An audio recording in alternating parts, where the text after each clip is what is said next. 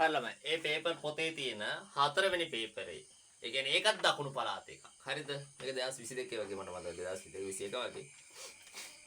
ඒකේ රචනා පේපරේ දෙවනි ප්‍රශ්නේ දකුණු පළාත ඈ. වාට එන්නේ දකුණු පළාත හරි. මෙහෙම තියෙනවා.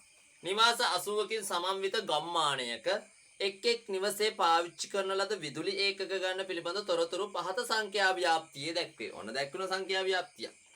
හැබැයි සංඛ්‍යා ව්‍යාප්තිය පොඩි අවුලක් තියෙනවා නේද? 11 30 31 50. මේ ඉවර වෙන තැනින් නෙමෙයි නේද පටන් ගන්න. හරි ඒක ප්‍රශ්නයක් වෙන්නේ නැහැ මේ ගානට.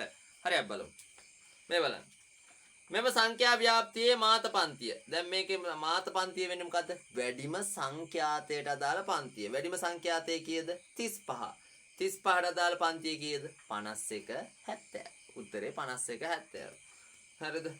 ඊට පස්සේ මේ දෙක මාත පන්තියේ මධ්‍යයගේ උපකල්පිත මධ්‍යනය ලෙසගෙන හෝ අන්ක්‍රමයකින් හෝ මාසිකව නිවසේ පාවිච්චි කරන ලද විදුලි ඒකක ගණනේ මධ්‍යනය සොයන්න. අන්න වගුවේ මම කොටසක් ගහලා තියෙන්නේ. හරිද? වගුවේ මම කොටසක් ගහලා තියෙනවා. එතකොට ඉතිරි ටික තමයි හදාගන්න ඕනේ.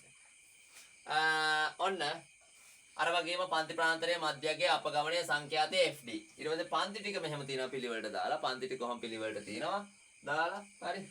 ඊට පස්සේ ඔන්න මම සංඛ්‍යාතයක් දාලා තියෙනවා. ඉස්සලා අපි සංඛ්‍යාතය ගමු. මේ සිග්මා F කීයද? ඕකේ දීලා තියෙනවනේ නිවාස 80යි කියලා නේද? මෙතන 80 එන්නේ. ඔන්න සැකරන් 1 2 18 5 23 28 58 58 62 62 72 78 80 හරි මධ්‍යයක ගන්න කොහොමද? දෙපැත්ත දෙන්න එකතු කරා දෙකට බෙදුවා. මෙතන ඉන්නේ 41යි. 41 දෙකට බෙදුවාම කීයද? 20.5. 51යි 31යි 50යි කියද 81යි. 81 දෙකට බෙදුවාම කීයද?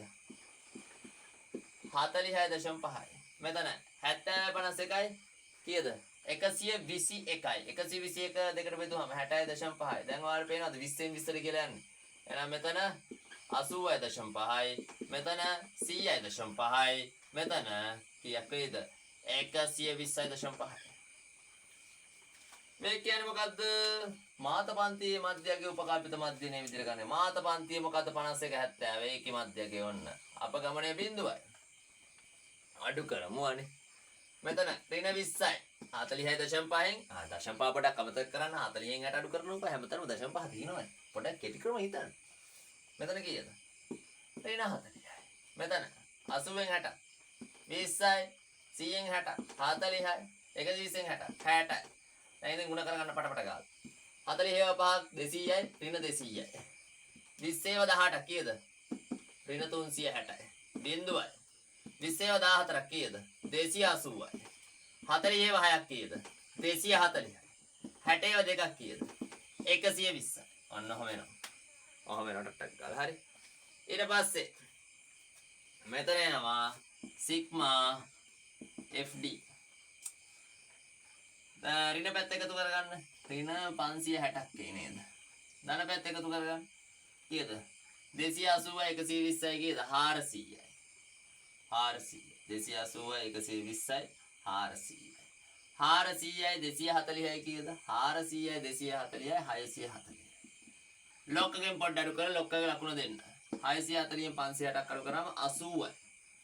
80යි. හරි ලස්සනට බෙදෙනවා නේද? එතකොට මේකේ මධ්‍යනේ විදුලි ඒකක ගාන ගත හැකි කොහමද? මෙහෙම.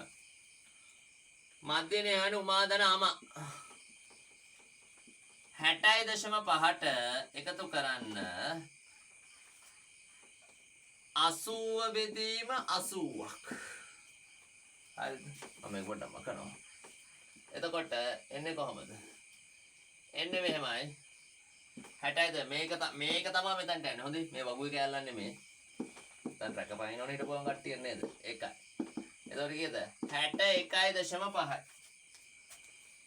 විදුලි ඒකක ගන්න මධ්‍යනය සොයන්න ඕනේ 61.5ක් තියෙනවා. විදුලි ඒකක 61.5ක් තියෙනවා මධ්‍යය. හරිද? හරි. 61.5. ඇවරේජ් ඒ කියන්නේ නිවසක් පාවිච්චි කරන විදුලි ඒකක ගන්න 61.5. හරි. මම දැන් මගුවම කරනවා ළමයි. හරිද?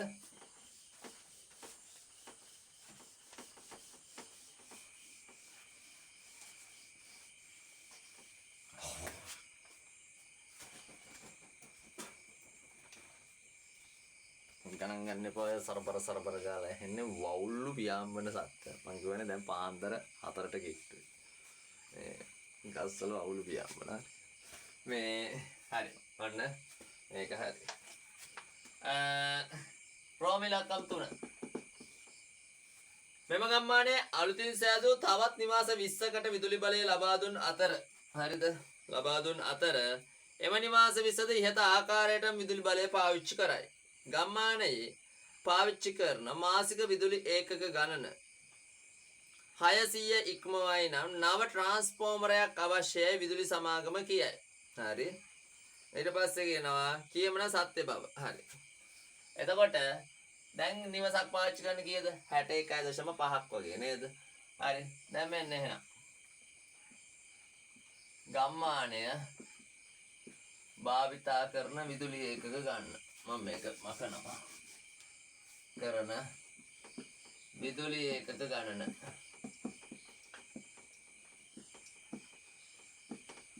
කීයද? 61.5. 80යි තිබ්බේ. තව ගෙවල් 20ක් හදුවා 100යි. කීයද? 6150යි. හරිද?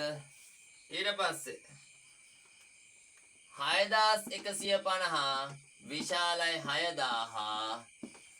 ඊට පස්සේ ලියන්නේ එම නිසා කියමන සත්‍ය වේ.